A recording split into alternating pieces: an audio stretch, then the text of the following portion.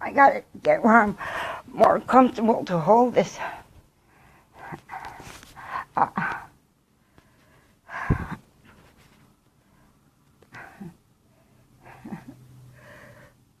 Okay, I'm gonna have to go like this. Jim, they're just gonna have to see you because I can't get it any other way, okay? Okay.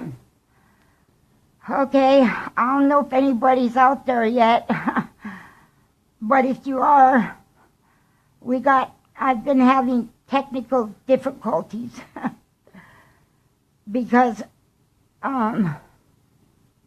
anybody there? Hello? Hello, hello. Well, I know it's late. Maybe if I move this... Oh, it's even worse.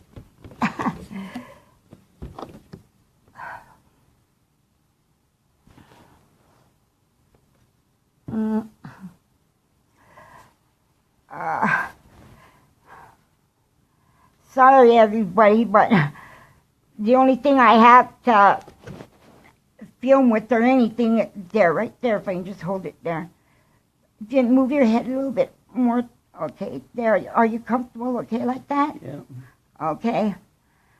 The only thing I have to go live with is my big old tablet. And we're both laying on our bed because we're both decrepit. But this is my husband, Jim. Hello. And I don't even know if I can get me in there. I can't. Okay, I can't. Everybody knows what I look like. Look on my timeline. But anyway, oh, darn it, I lost that. Okay, that's as good as it's going to get. Jim is out of the hospital, and as you can see, he's doing good. I've been feeding him with the syringe in his feeding tube in his stomach, but I've also been making him blended soups, you know, with extra protein. I'm doing everything I can to fatten him back up. He's got 2 more radiation treatments. He started out at 5 treatments a week for 5 weeks, and we're ending the 5th week. But he has had so much trouble with it. But he's a tough old fart, huh? I'm still here. And tough. He's kind of weak right now, but man, yeah, I'm fried red queen now, reservation mama, great grandma. I'll fatten him up. I had him with the little pot belly before they started the chemo, but the radiation has been harder on him than the chemo, because the radiation has injured his esophagus to where those muscles that push your food down don't work in one area. So that's why they put the feeding tube, because he was losing too much weight and was getting too weak, and he was dehydrated, and I was screaming in their ear and calling every doctor and threatening, and but they got him in. They were trying to make him wait until the 3rd, but he had already had infections in his lungs twice from aspirating the food, trying to swallow it. So I called everywhere and demanded that if they can't see him as soon as right after Christmas, then I am taking him to a different hospital, you know, just to have the feeding tube installed, because I'm not going to sit there and watch him waste away while we fit into their schedule, because that's not me, man. I'll go get her. If it don't work one way, I'll go another way, and if it don't, I just keep going until I get it. Ask Jim. I always tell him, I don't know why you think you can argue with me. You know, as long as we've been together, you should have figured out you ain't winning the argument. Because if it's for your own good or for your own health, even if you're real complacent about it, thinking you don't want to be a bother to anybody, and that's your biggest problem, is feels like he doesn't want to be a bother. And it's hard because I'm really physically disabled myself. But, we're a partnership. When I was having all the operations fighting for my life, the last face I saw when I went under was his face, and his was the first face I saw when I opened my eyes. Every procedure, every surgery, when I was in intensive care, he's been my rock. He's been there, the most loyal person of my life. So I'm going to do everything I can to be there for him. Because he has to love me, because every time I open my eyes after I come out of anesthesia, first thing I said is, "Brr, brr, Jim, go home. Call the nurse. I'm getting sick. Jim." Every time. So those drugs never did fit good with me. But I'm alive because of them, I think. Sometimes I wonder if they give me all these surgeries and, all this stuff, just because they can get my Medicare. Believe me, they're getting that devious. But I know for a fact that I went home to Montana to die 3 times because I wasn't going to deal with what that was going on. But 9 months ago, a little more than 9 months, when Jim got his cancer diagnosis and the severity of it, and they had to get him right into chemo and all this stuff, I forgot about my medical needs. And I had just had a mammogram. They removed it from my left breast already, a really small part that was just turning.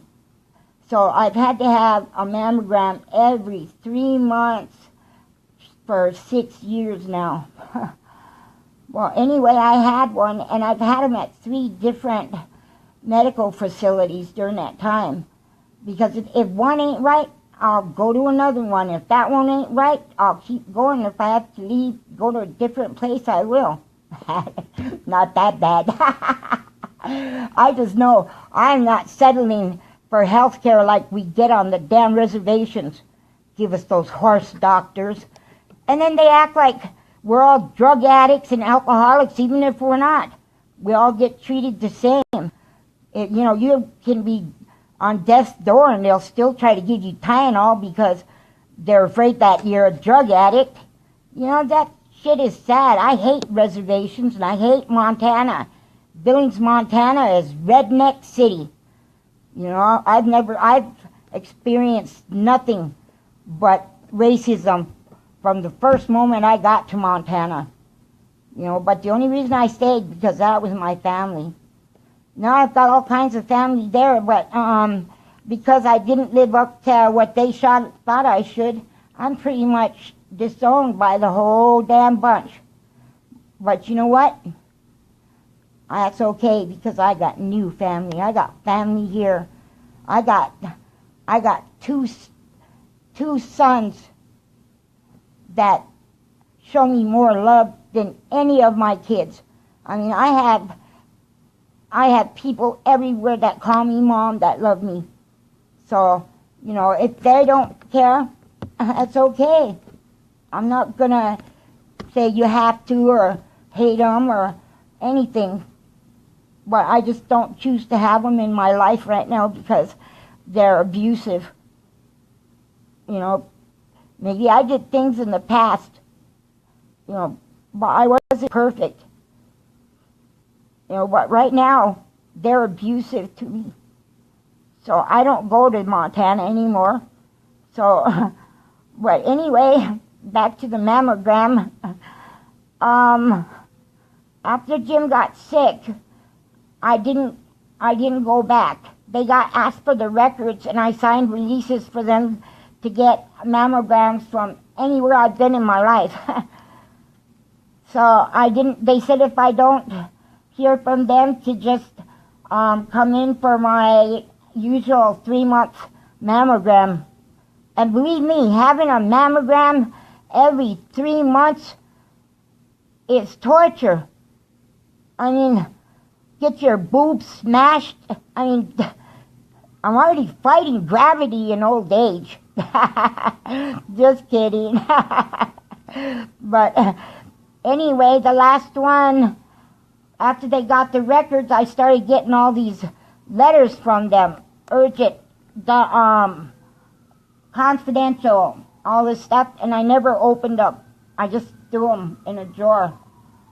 And Jim asked me to please start trying to take care of the medical stuff instead of getting sicker and weaker, devoting myself, trying to, take care of him. I'm still going to do it no matter what, but I'm going to do like he asked me. I made appointments and everything to go back. They wanted to do it the same day, and I got a call yesterday that they're going to do a mammogram, an ultrasound, and a biopsy, all one like right after the other. Boom, boom, boom. Because after they reviewed all my mammograms and said, how you say it, succession? Yeah. My teeth don't work, so succession. They have been trying to contact me because there was something there. And they noticed a few areas that are of concern. So that's why I didn't open the letters, because it's like, anyway, I'm not going to go into too much, but I will tell you, both me and Jim have been having it really rough. We both are eligible for a caregiver to come in 2 times a week for 3 hours. Is it 3 or 4 hours each time? 4. 4 hours, so 8 hours a week. And I'm eligible for the same thing, to be paid by the state. Anybody that I can trust and can put mine and Jim's life in, they can automatically guaranteed a job here, because if we want them, they have the job. And we have to get it now, because that goddamn orange baboon, I could go hours, is attacking our Medicare and cutting a lot of the programs. So I don't know if this is going to get cut. But I have offered it to a water protector, a sister that followed somebody that was wrong. And I'm not going to give him any space on my live feed. Everybody knows who he is. And I have invited Tamsin to come in and work for us. And we can help him probably, maybe get him in an apartment in this building, do everything you can just to get him a foothold, something, and do us a favor, because we can't find one. We have a Somalian guy, and he was really good, but he started to hide the dirty dishes and stuff all over, so he could get done faster, and then instead of staying here and doing his time, he'd run down and visit a friend in the building, and come back up here and call, so that's how they keep track of their time.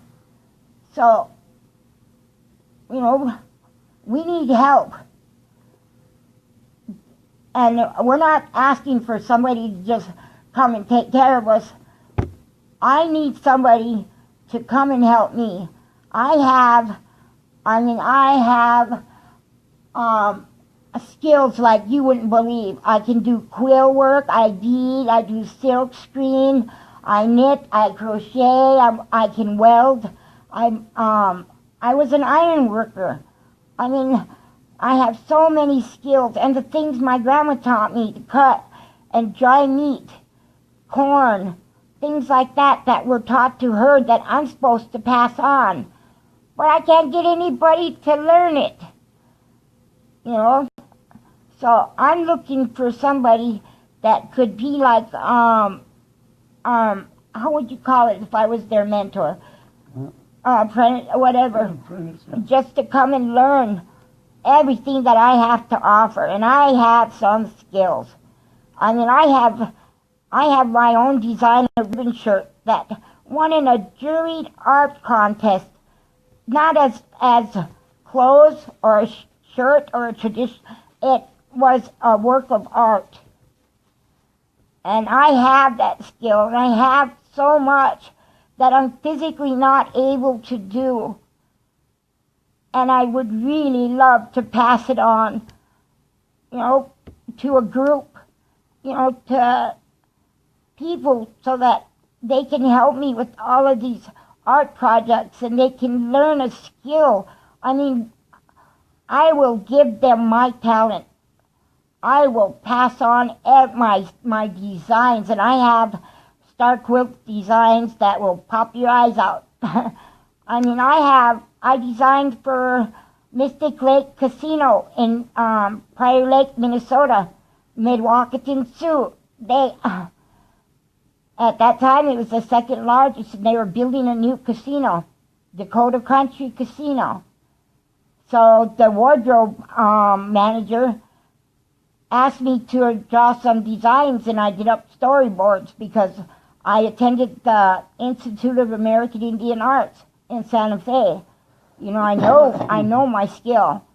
And I did the storyboards, and she took them and she submitted them, and she didn't tell me anything. And then all of a sudden, one of my coworkers said, "Get ready, the new uniforms are coming in." And I said, "What uniforms?" And they showed them.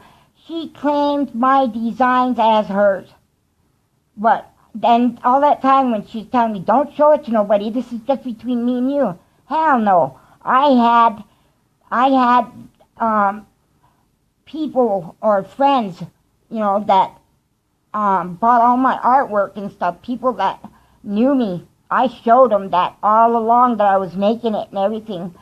So I wrote a letter to the CEO and everybody, and boom, they paid me right now. I could have filed a lawsuit against them and that wardrobe specialist, Judy goddamn Kramer.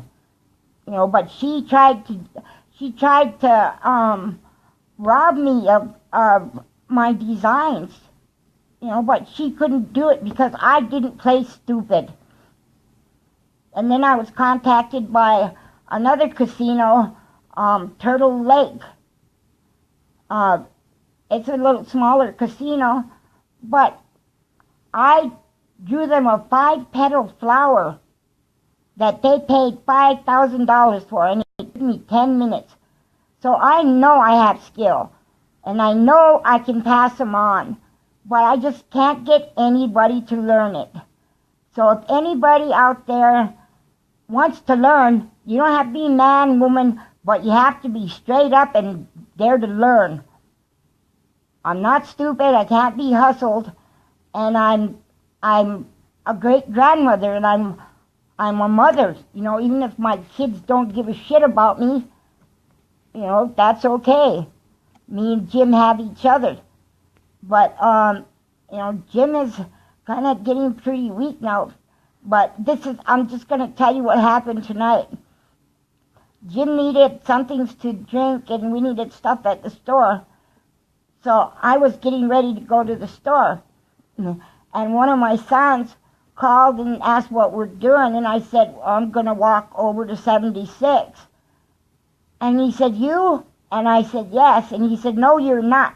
You just wait." And then he called me a little bit, and he was outside. So he came up to get me, and we took me over to 76. Took me about 15 minutes in the store, but he sat out there patient. But he came in, you know, and put a few things for me to get, you know, like, and I was more than happy to. feed my sons anytime, and I went to a lady cashier, and she looked native, but she was so kind. And my son, I went and got out, and he brought me home. But Jim loves scratch-offs. He used to buy lottery tickets, for every lottery, and he never said, if I win the lottery, it's when I win the lottery. And it's to give to everybody, like buy everybody houses, give, he's not a greedy man. He has the biggest heart. He took me in off the street, and believe me, I might have a mousy voice, but there's a lion behind it. A lioness. Huh, Jim? Yeah. Yep. Yep. He's going to sleep. But A lot of power. Huh? A lot of power. Yeah. I keep trying to give it to him.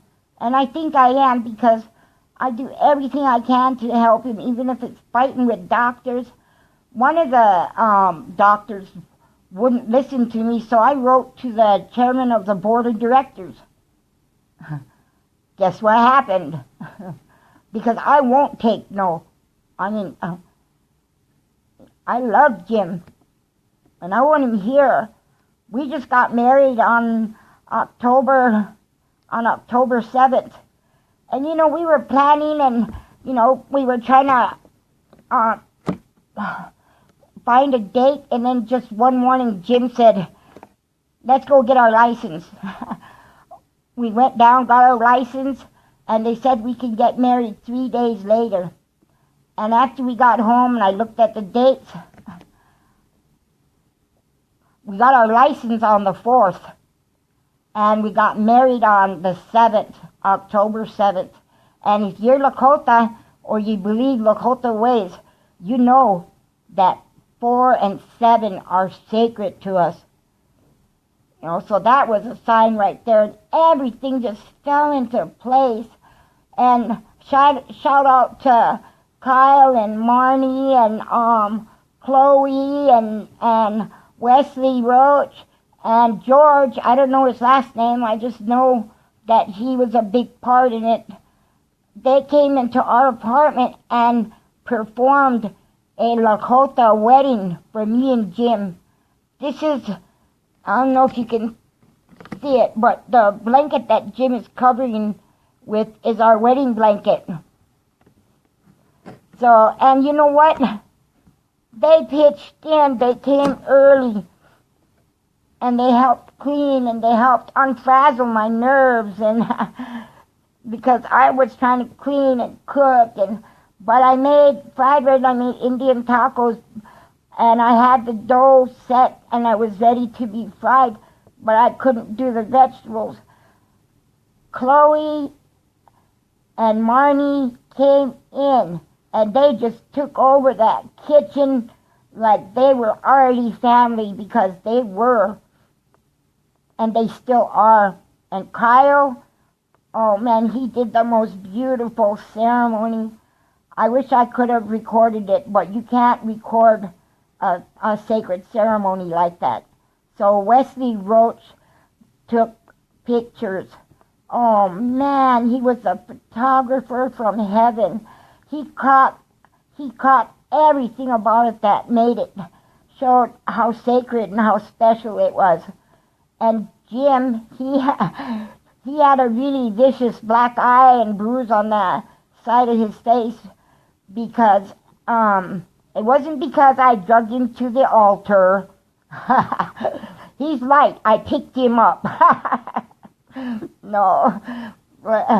He had, the chemo was too strong, and he blacked out and fell on and had a really bad fall. So he was just recovering from that, and that's when we said, let's do this, because we've already been living together for more than 10 years. We're partners, we've been, and I'm going to be there till no matter what, and he's going to be that way for me. But let me finish telling you about that cashier. When I got on my son's truck, I said, "Oh, I really like her." I said, "That woman cashier," because I was laughing and teasing with her. She was so open, and so real, Anyway, he said, "Yeah," he said, "she's got a really good heart. You can just feel it. You can just see it. She's got a good heart." And I said, "Yeah." So anyway, we got home, and I came upstairs, and I got the stuff out. I was all anxious to give Jim the 2 scratch-offs that I bought for him. He likes those crossword scratch-offs. So I dumped the bag out, and they weren't in there. So I got the number, and I called, and I asked for her, and I described who I was, and she said, "You didn't get your scratch-offs." She said, "They're right here." And I said, "Well, as soon as I recuperate from the trip there, I will walk down there to get them." And she said, "Well, we'll just tape it on the manager's door with your name." So I said, "Okay," but I had to walk back. I had to get them. They were special. They were for Jim.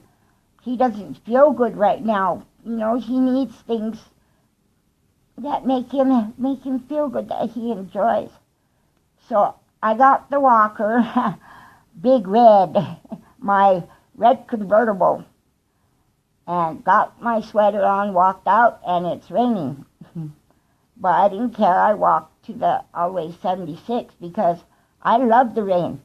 I live in Seattle because of the rain. Water is a blessing, and I needed it right now, and I was praying all the way over there for Jim.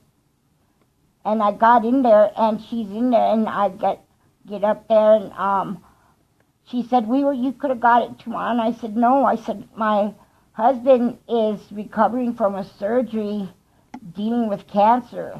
And I said, "He's not feeling good." So both of us are pretty disabled, but I want him to feel good. So I walked back, and I said, "Rain is a blessing."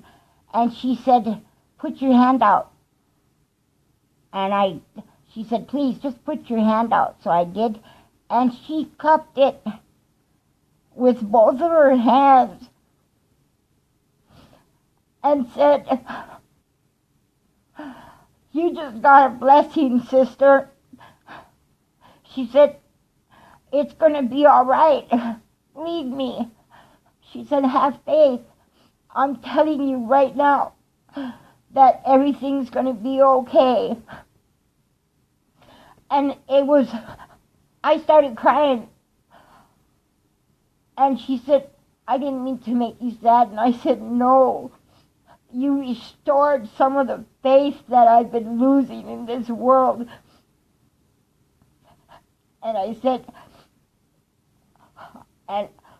"I'm sending a blessing right back at you, because I'm praying for you all the way home,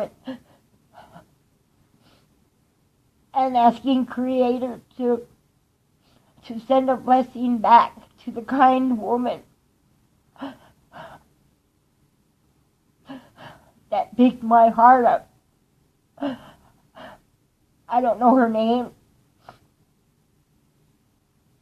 but I walked out of there, and I was crying all the way home, and I was just praying and thanking. And when I got home, I just feel like I got something like Creator sent me some hope, because I was losing it. So anyway, to all of you, my brothers and sisters, everybody that's been praying, everybody that's watching this, I hate to say this, but all the pollution and what they're doing, everyone is going to have cancer. All of our children, our grandchildren, everybody is going to have cancer from what they're doing to this earth. That's why it's so important that we stop this now. no matter what. Look at your kids, look at your babies, look at your brothers and sisters and everybody, and think what's going to happen to them if nobody does anything. I'm going to say this, and this is what I'm going to leave you with, besides I love you all, is for evil to triumph, it needs for good men to do nothing. So who's good men and who's good women? Because we gotta fight. Anyway, thank you, and I love everybody, and I put a long way out for all the prayers. I think that's what's helping us. Thank you, and good night.